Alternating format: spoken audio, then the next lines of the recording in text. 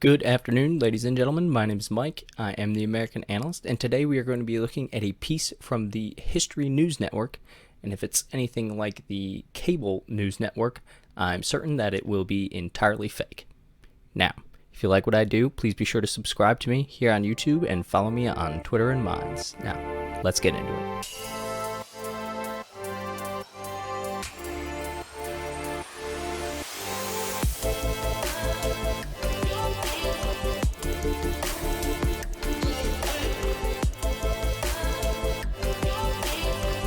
Okay, so we're going to get right into this. Firstly, about this History News Network. So far as I can tell, the History News Network is entirely a partisan news organization. I wouldn't even call it news.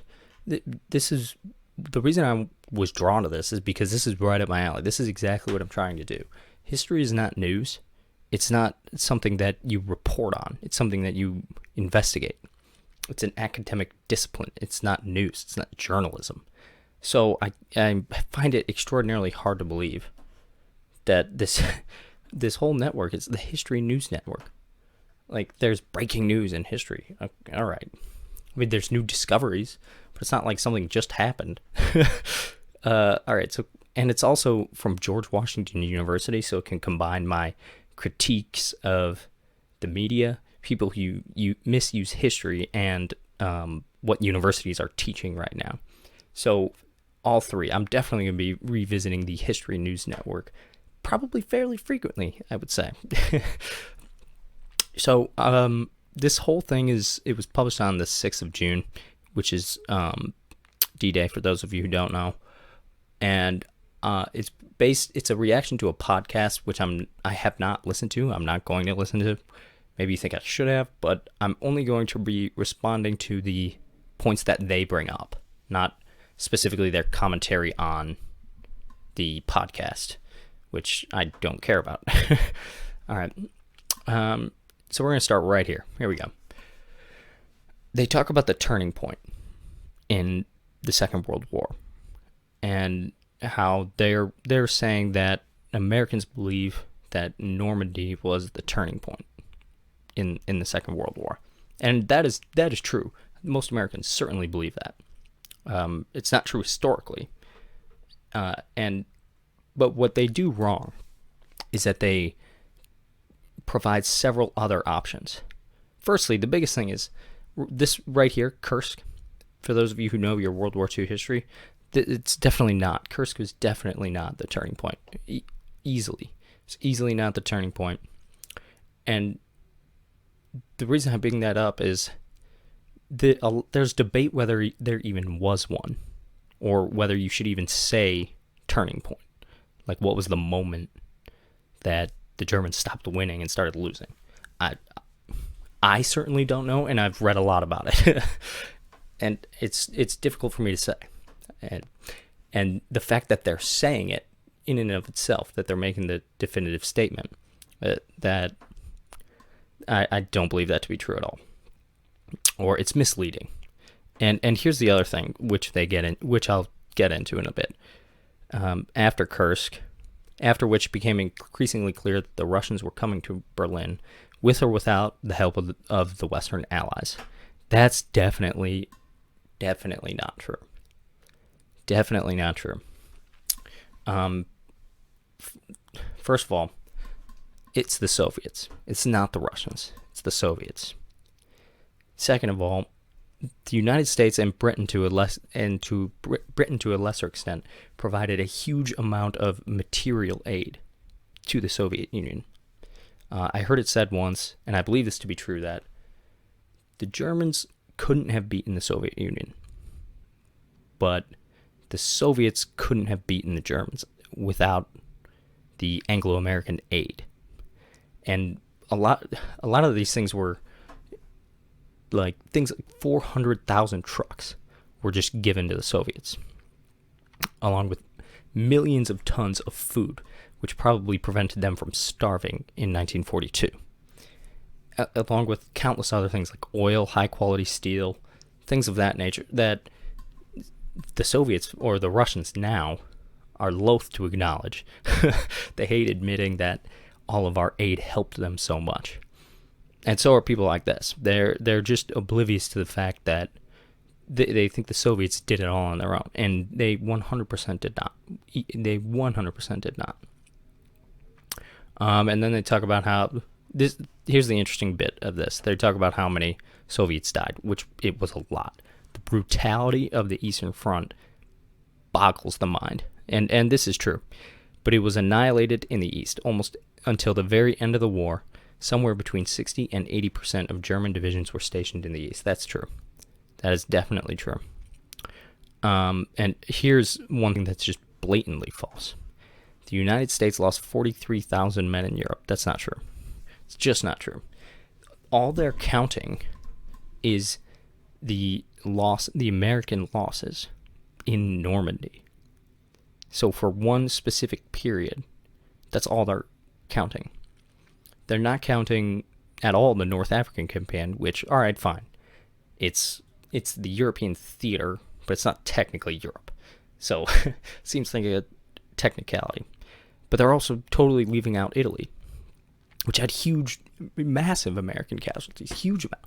The Italian campaign probably had more than 43,000 casualties on its own. Anzio was just a brutal battle. And I mean, the Americans had, not dead, but the Americans had 80,000 casualties in one battle, in the Battle of the Bulge in 1944. So this is just not true. That's flat out not true. And I know exactly what he saw. That's why I said I know exactly where he's getting that from. All right, yeah, so there was this, like, I guess you could call it honoring or something on D-Day in France, and the Russians weren't invited in June. Whatever. Get over it.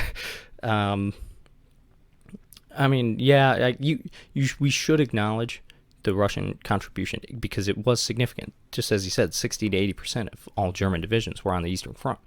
But if you're doing a ceremony in France, I don't see why you have to invite the Russians. Doesn't seem like... And why would they care?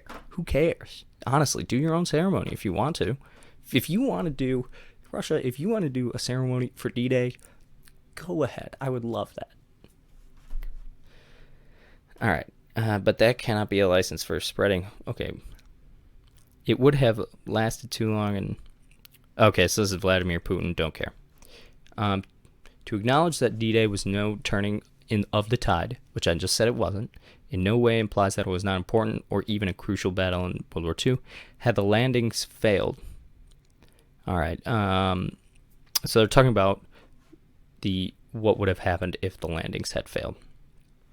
Okay. So, On Point episode.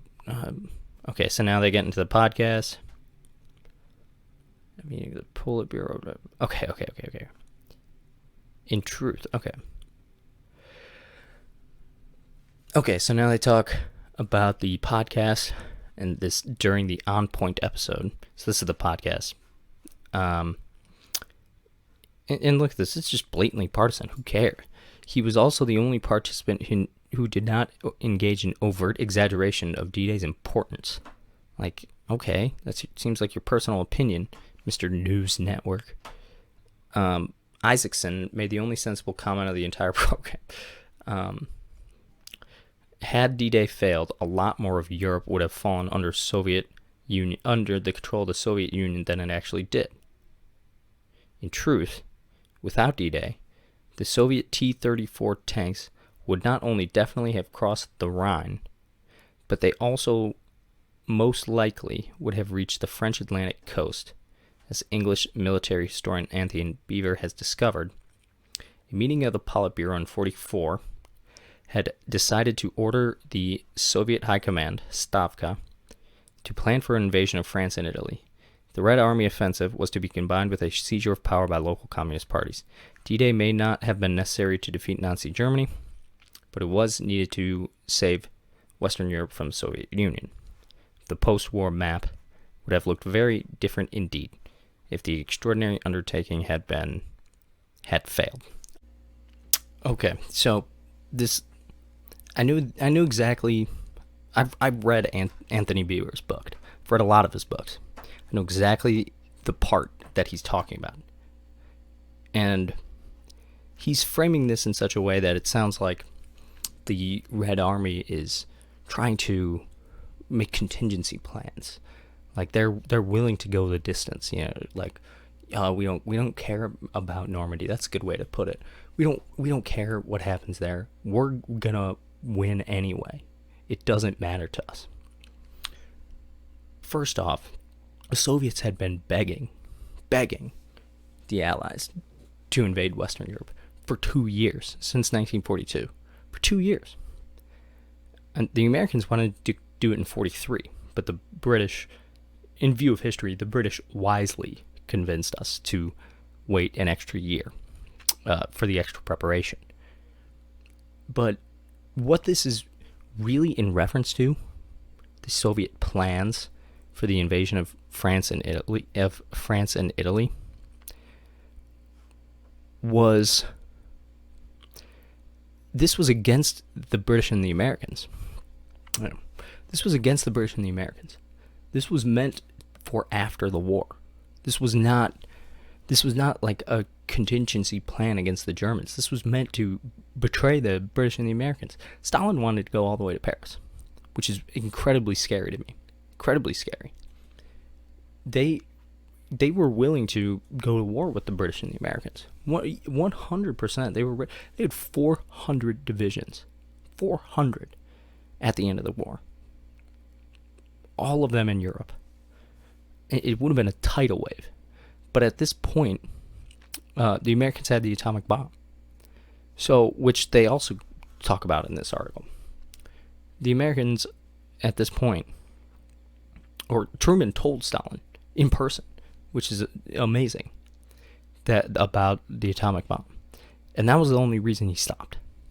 Because he knew if he invaded Europe, we'd just bomb him. Which we probably would have, to be fair. And it probably wouldn't have been unjustified either. But to frame this whole thing as like the Soviets planning in advance, it was just underhanded tactics, typical of the Soviet Union. But he's not framing it that way at all. Alright, so for now, however, as the On Point broadcast has shown, the popular understanding of D-Day is the United States continues to be more informed by myth than reality. I would say, much like this article, entirely informed by myth rather than reality. The only thing I would describe this as is you go too far in the other direction. Like, I totally agree. Let's not overemphasize the United States' role, or Britain's by extension, in the Second World War. I totally agree with that. I see some things that I'm like, this is just not how things happen. And they do make a good point about a lot of Americans still think that D-Day was the turning point. It just wasn't. But then you go on and underemphasize the United States' role, which I don't understand entirely why. Don't understand the point. And that's kind of my thing with this History News Network. Just say what happened. Like, history is not supposed to be news that changes. Like, our interpretations change over time. Yeah. When certain evidence comes up. But this is just like, there's no new evidence has been brought to bear in this article. It's just him saying what he thinks, and it's just not true. And this article is just the biggest. This is just blatantly deceitful. Just blatantly deceitful. There's one thing I want to talk about very, very briefly. It's a principle. It's called, or I guess it's not a principle, whatever. It's called the Gell-Mann amnesia effect. I don't know if I've talked about it before, but you're going to hear it again if I did. It's the principle that, picture that one thing that you know really well. That you feel like you could stand up in front of 100 people, give like a 15-minute talk about it with no preparation. Something that you just know. Maybe you've been doing it for 10 years. Maybe, you've been studying it for 5 years. I don't know. Whatever it is, just picture that. And I'm sure we've all come across something that is like, you read an article or you see a TV show about that thing that you're an expert in, and you just see things that are patently false. But then what happens is you turn the page, or you flip the channel to a different network or paper or whatever, and you see some article about fishing, and you're reading all this, and you say, wow, I didn't know that. I didn't know that was true. But they were just wrong about this other thing. They were just wrong about that. And that's how I feel about this. Like, I know just looking at this, I just read this paragraph and I was like, that's not true. It's just not true. I know the exact book, the exact part in that book that he's talking about. But, so I'll keep that in mind whenever you read anything. Like, if you were an expert, you could probably poke holes all over it. Because that's the thing. Whoever this person is, they're not a historian. They're just not. Anyway, History News Network. I'm certain that we'll be getting more acquainted in the future. My name is Mike. I am the American Analyst. If you like what I do, please be sure to subscribe to me here on YouTube and follow me on Twitter and Minds. Have a good evening. Thank you all for listening. This is Mike, the American Analyst. Follow me on Twitter, Minds, and subscribe to me on YouTube. And be sure to hit that bell notification. I'll be coming out with new videos every single day for your viewing enjoyment. Have a good one.